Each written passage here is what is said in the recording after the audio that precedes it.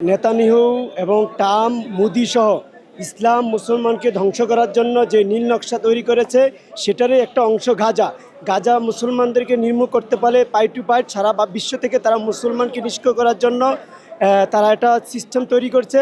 আমরা এই ব্যাপারে জাতিসংঘের কাছে জবাব চাই। যদি জাতিসংঘ এই ব্যাপারে কোনো কার্যক্রম উদ্যোগ না দিতে পারে তাহলে আমরা বিশ্বের 2 কোটি মুসলমান ঐক্যবদ্ধভাবে এই ইসলামকে রক্ষার জন্য, মুসলমানদের রক্ষার জন্য আমরা জিহাদ আন্দোলন গড়ে তুলব ইনশাআল্লাহ।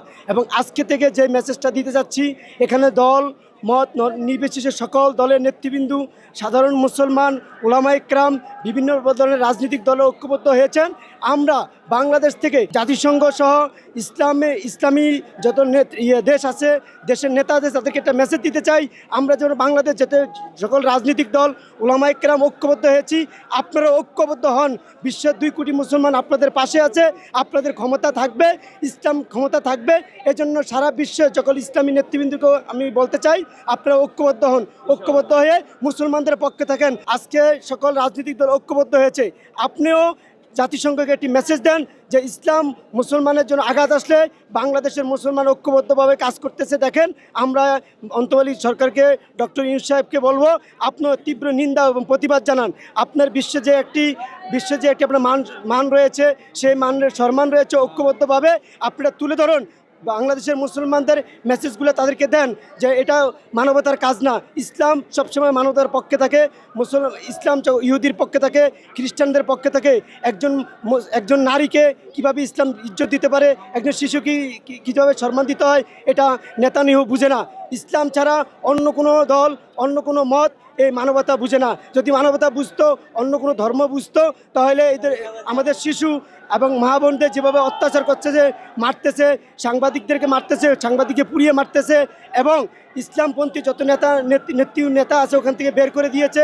ও গাজার যারা নেতৃত্ব দিবে, প্রভাবশালী লোক আছে, তাদেরকে বের করে দিয়েছে। ইসলাম কোনোদিন এটা চায় না। ইসলাম, আপনি বাংলাদেশকে উদাহরণস্বরূপ দেখতে পারেন। এখানে শান্তির ধর্ম ইসলাম।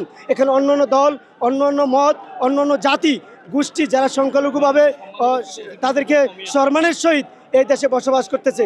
এটা বিশ্ববাসীকে, অধ্যাপক ডক্টর ইউনূসের মাধ্যমে বিশ্ববাসীকে মেসেজ দেওয়া দরকার।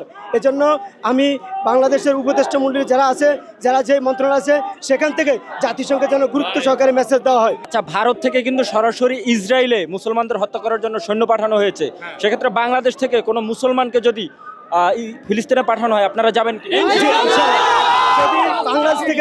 বাংলাদেশ থেকে ইনশাআল্লাহ আমি যাব। ইনশাআল্লাহ কোনো প্রতিনিধি পাঠানো হয় সুশৃঙ্খলভাবে, উপদেষ্টা মহোদয় থেকে শুরু করে আমাদের প্রধান উপদেষ্টা সহ রাষ্ট্রপ্রধান যারা আছেন, রাষ্ট্রীয় গুরুত্বপূর্ণ যারা আছেন, তারা তাদেরকে আমাকে সুন্দরভাবে পরিবেশ তৈরি করে দেয়, তাহলে আমরা ইসলামপন্থী যত দল আছে, আমরা বাংলাদেশ থেকে 10 লক্ষ মুজাহিদ আমরা ফিলিস্তিনি যুদ্ধ জিহাদে অংশগ্রহণ করবো ইনশাআল্লাহ।